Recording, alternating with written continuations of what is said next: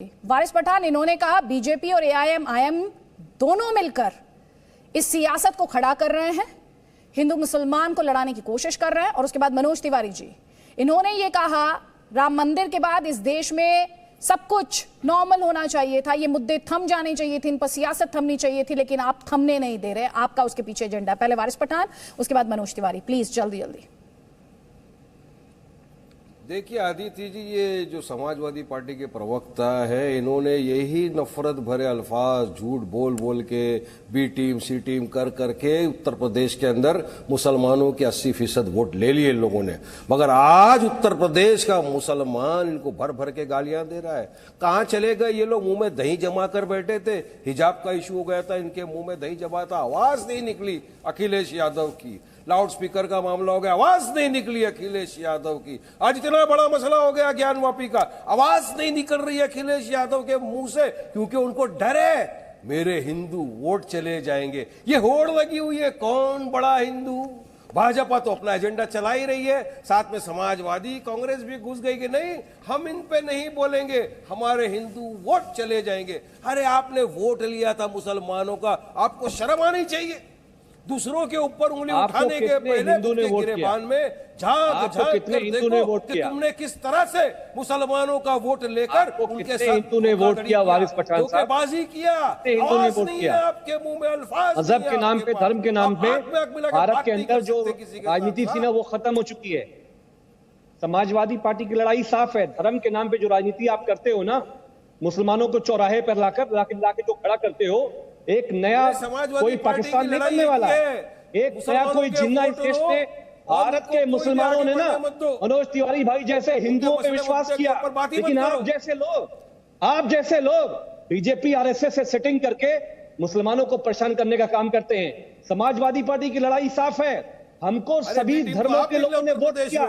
आप में ताकत नहीं हराने की भाजपा को, 4 टाइम हम हरा नहीं सके भाजपा को, तुम ठहरा हमारे साथ। तुम में ताकत नहीं है भाजपा को हराने की, हिम्मत नहीं है हराने की, और हमारे पे इल्जाम। आपकी सेटिंग मनोज तिवारी भाई से क्या रिश्तेदारी है? क्या लड़े थे सबने देखा। आप तो घर में ही लड़ रहे हो, चाचा भतीजा ही लड़ रहे, बाहर तो लड़ाई दिखी नहीं रही है कुछ। घर में ही लड़ाई लड़ रहे हो आप लोग, चाचा भतीजा मिलके। निजाम के पुलिस नहीं है, समझ रहे हो भाई? भारत के बना रहे हो वोट लेने का और मुद्दों पे बात नहीं करने का। शर्म आना चाहिए, शर्म आना चाहिए। माफी मांगो देश से, माफी मांगो। और आप निजाम के पुलिस, भारत के मुसलमान निजाम के पुलिस नहीं है। वो अपने हिंदू भाइयों के साथ मिलके अपनी लड़ाई लड़ लेंगे। है भाजपा को हराने की, 4 मर्तबा से आप नाकामयाब हो गए, तो उसका ठिकरा हमारे सर पे क्यों डालते हो? ये तो बताओ बात। वारिस पठान साहब, मैं ये कहता हूँ, बोलिए ना, मुंह कब खोलोगे? पुलिस नहीं है। आज मस्जिद पे बात आ गई तो कहाँ चले गए बबुआ? ये जो पूछना चाहता हूँ बबुआ, कहाँ छुप के बैठे ताकतें हैं, सवाल का जवाब दो। हिंदू सेकुलर भाइयों के साथ मिलके भारत का मुसलमान लड़ लेगा।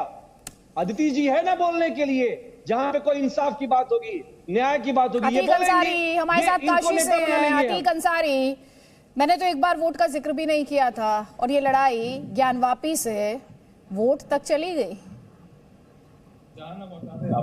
बिल्कुल सही कहा आपने अदिति जी। अतीक अंसारी जी, अतीक अंसारी जी, आवाज आ रही है? जी जी, मैं सुन पा रही हूँ, बोले आप, बोलिए। वोट का नाम तक नहीं लिया, और ये लड़ाई ज्ञानवापी से सीधा मुसलमानों का वोट, और आपने ठगा और आपने छला, और आपको इतना प्रतिशत वोट मिला, और आपने ये कर दिया, ये आवाज नहीं उठाई, कहां तक पहुंच गई? तो ज्ञानवापी वोटों की लड़ाई है। आप मैंने उसको गिराने के लिए, आपको अच्छा लगा ना? हेलो, ये अभी मंदिर मस्जिद की लड़ाई चचा भतीजे तक पहुंच गई। आप मुझसे अगर कोई सवाल करती है इस पर, तो मैं उसका जवाब दूं। ये बहस से सुन रहा था बहुत देर से, और यही होने वाला है, यही चलेगा। असली मुद्दे पर बहस कीजिए। अभी आप बहुत देर से, हेलो, आवाज जा रही मेरी? जी जी, मैं आपको सुन पा रही हूँ, आप बोलिए। हाँ, अभी बहुत देर से बात चल रही थी, कोर्ट ने ये किया तो सही किया तो गलत किया। उस पर एक अपनी तरफ से मैं रोशनी डाल दूं। कमीशन होना चाहिए था कि नहीं होना चाहिए था? वर्शिप एक्ट 1991 की बात चल रही है कि उस एक्ट का वायलेशन है, कमीशन की इजाजत, ये सारी चीजें तो अपनी जगह पर है। ताजा तरीन एक बात आपकी जानकारी में ला दूं आज का। आज कोर्ट में कंडोलेंस था, कंडोलेंस के दौरान कोई भी एडवर्स ऑर्डर नहीं होता। और आज की डेट में कोर्ट ने उस कमीशन को सुना भी और मस्जिद पक्ष के वकीलों के एब्सेंस में ये ऑर्डर किया है कि ये जगह प्रतिबंधित कर दी जाती है और 20 नमाजी जाएंगे वगैरह वगैरह। वायलेट कंडोलेंस के दौरान इस ऑर्डर के पास होने के बारे में आप क्या कहती है? और हमारे दूसरे पैनलिस्ट और ये अपने मनोज तिवारी जी भी शायद बैठे हैं, वो भी सुन रहे हैं। भजन बहुत मीठा गाते हैं, आज बातें भी बहुत मीठी कर रहे हैं। उनसे मैं जानना चाहूंगा कि कोर्ट के इस एक्शन पर क्या कमेंट है और कोर्ट की विश्वसनीयता क्या उस पर आंच आती है या नहीं? मैं सवाल कर रहा हूँ। ठीक है अतीक अंसारी जी, देखिए ना तो मैं प्रशासन में हूँ, ना सरकार में, ना कोर्ट में जज हूँ और ना लॉयर हूँ। मैं एक मॉडरेटर हूँ जो सवाल पूछती हूँ और सबसे सवाल पूछ रही हूँ। लेकिन आपने सवाल पूछा है, उस सवाल का जवाब देगी बीजेपी। आपने बीजेपी से सवाल पूछा है, जवाब लीजिए। मनोज तिवारी जी। जी अदिति जी, देखिए आज तो एक बात अवश्य हुआ कि ये बात में ही जिस बात का असली तनाव है समाजवादी पार्टी के बीच हो, चाहे वो ओवैसी जी की AIMM के बीच हो या फिर अभी आलोक भाई बात कर रहे थे, देखिए इन लोगों के लिए ये झगड़े वोट से जुड़े हुए हैं। भारतीय जनता पार्टी के लिए ये झगड़े वोट से नहीं जुड़े हुए हैं।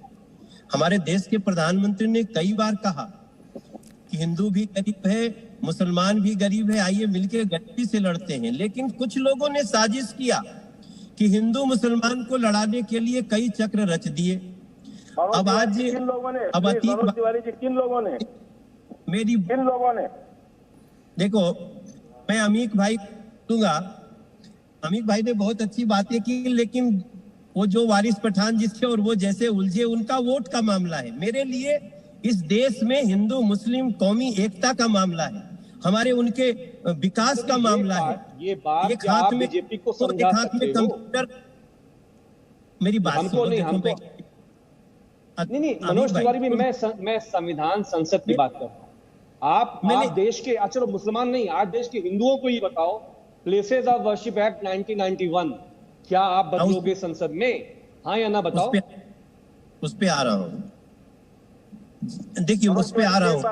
तो ये मनोज तिवारी जी एक मिनट, आप अपने हमारे यशस्वी प्रधानमंत्री जी से एक बयान इसी अंदाज का दिलवा दीजिए कि देश की जनता से मेरी अपील है कि वो मंदिर मस्जिद के झगड़े में ना पड़े और सिर्फ रोजी रोटी की बात करें। एक बयान आप हमारे यशस्वी प्रधानमंत्री जी से आप दिलवा दें, भाईचारे का बयान दिलवा दें।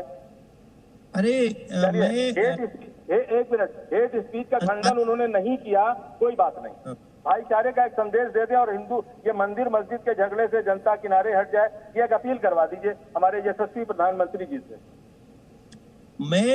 मैं प्रधानमंत्री जी का ही कोट आपको सुना रहा हूं कि हिंदू भी गरीब है, मुसलमान भी गरीब है, और भी धर्म के लोग गरीब है, फिर हम आइए गरीबी से लड़ते हैं। आपस में लड़ने के लिए किसने हमको उकसा दिया?